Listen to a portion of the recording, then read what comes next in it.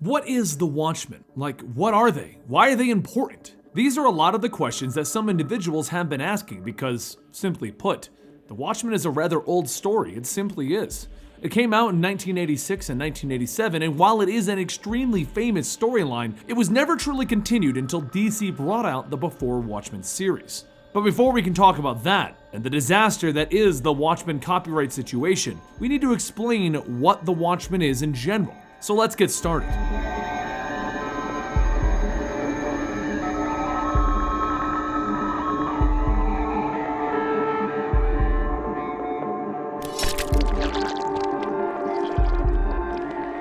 Watchmen is a story that reflects contemporary anxieties and parodies the superhero concept. The story is an alternate take on our own world, and it happens within the 1980s. Basically, think of their universe like this. What if superheroes were actually real? Not in comic books real and in our movies, but actually really real, like you could go touch a superhero. It was sanctioned by the government and everything. That's the big difference in the Watchmen universe. And it all started back in 1938. You see, with the use of superheroes, certain events like World War I and II and the Vietnam War play out much differently. But eventually, the public grew tired of vigilantes, and there was a ban on superheroes in 1977, as most of them are just costume people running around doing whatever they want for their own reasons, be it justice or revenge.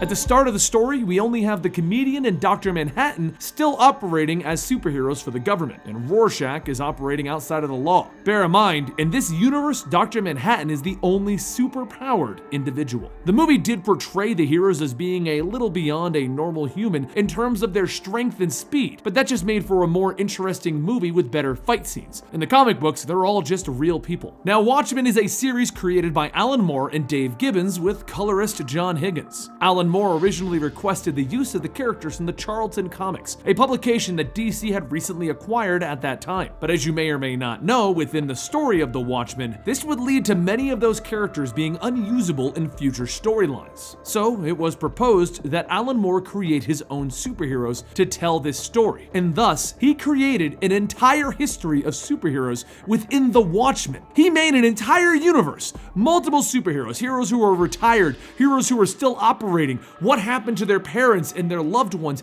an entire history for superheroes that had not previously existed, because he felt that the only way that the Watchmen would be effective as a story is if you had an understanding of these characters and their entire history. What was originally going to be a 6-issue story turned into a 12-issue story with origin stories peppered in between everything else that was going on. He created an entire universe, and it was kind of effective. The Watchmen became known as one of the most significant works of 20th century literature, and it's even listed as one of the 100 best novels on the Times Magazine Best English Novels list. BBC described it as the moment that comic books grew up, and that comment alone will help you realize how important The Watchmen is. You see, the 80s were the moment that comic books really changed, with titles like Watchmen, Dark Knight Returns, and even on a lesser scale, Final Crisis. You didn't have mass death, multiple characters dying. You didn't have deep and heavy stuff happening with your superheroes. Comics were basically just fun little adventures for children, mostly at that point. And there were adult comic books, but they were just a subgenre of the comic book genre. It was around the 80s that they became a respected type of entertainment. Now, I really want to say more on this, but if you truly want to understand the impact of the Watchmen series on comic books and society as a whole, there are actual books and essays which fully analyze the entire thing. Maybe one day we'll make a video on it, but honestly, it wouldn't be like something we've ever done if we did that. It would be a massive video, fully deep diving into the entire concept of what the Watchmen did. If you want an example, check out Minutes to Midnight, 12 essays on Watchmen. It's orderable on Amazon, and there's over 100 essays and studies on the internet as a whole.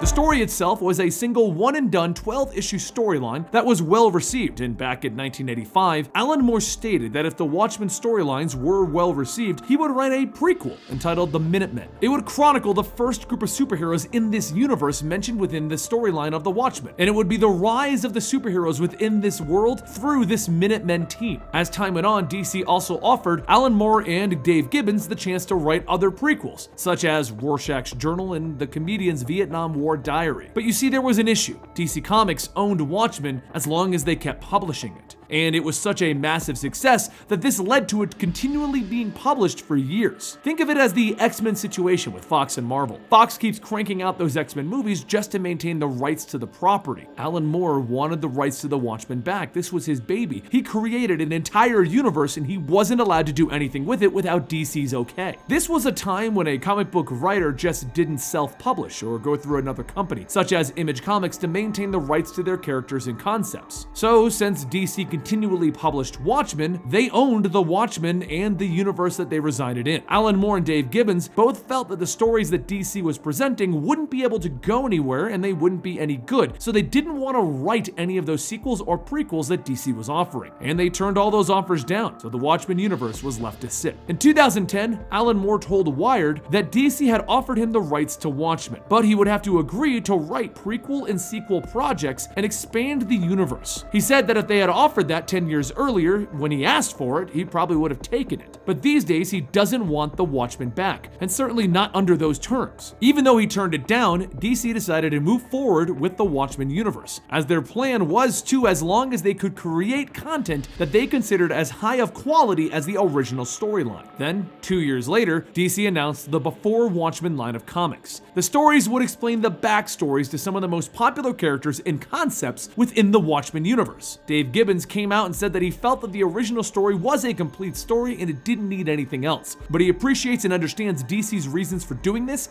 and he wishes them successes in their new additions to the universe. Alan Moore, on the other hand, wasn't exactly happy, and he publicly stated that the whole thing was completely shameless, and he didn't want money for it, he just didn't want it to happen. He felt that the original story was a brief special moment in comics. It wasn't like other comic books of its time or even now. It stood on its own and had the integrity of a literary work. But now DC decided to make it a regular comic that will run indefinitely and have spin-offs. Nevertheless, DC proceeded as planned, releasing stories around the Minutemen, Silk Spectre, Comedian, Night Owl, Ozymandias, Rorschach, Dr. Manhattan, Moloch, and Dollar Bill. I'll explain each of these characters in other videos, but they are the main elements of the storyline, and I wanted you to understand where we currently stand with this universe.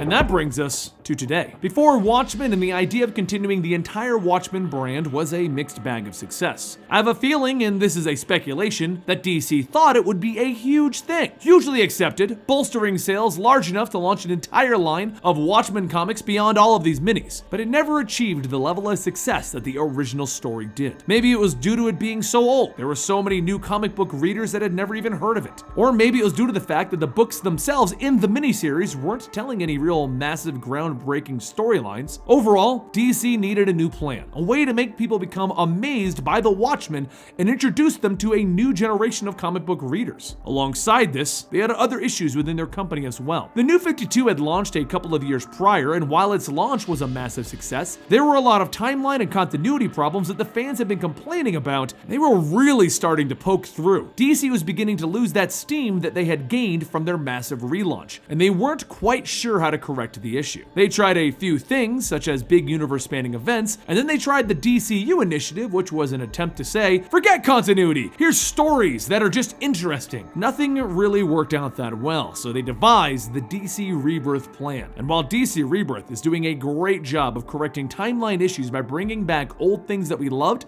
and putting things back to where they should be, there's one noticeable thing that they are incorporating into the DC universe proper. They are introducing a whole new generation of readers to. That's the Watchmen.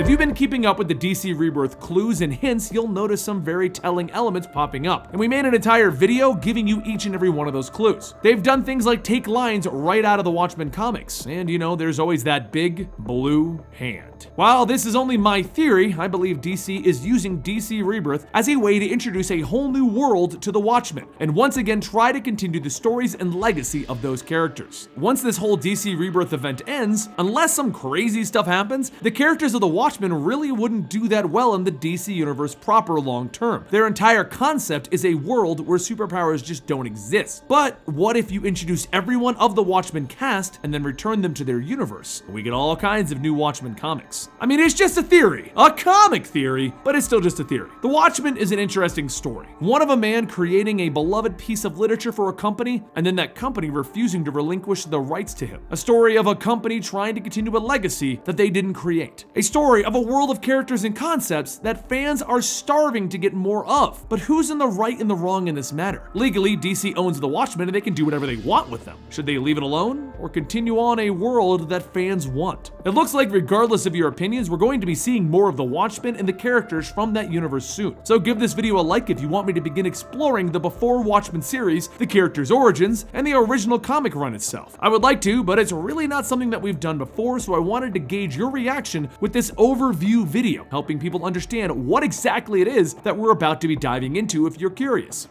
If you want to know more about your favorite comic books and understand more of the concepts and superheroes that you have fallen in love with through these movies and various other forms of media, then don't forget to subscribe to Comicstorian. You can also follow me on Twitter and Instagram where we can talk directly at Comicstorian. See you next time, right here.